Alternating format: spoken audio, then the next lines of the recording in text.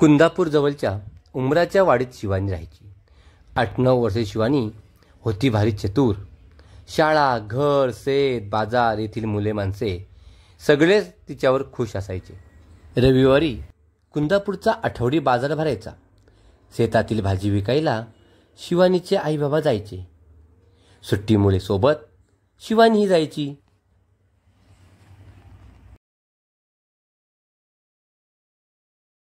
शिवानी आईबाबांना हिशोबात मदत करायची अन मधून मधून बाजारात चक्कर मारायची.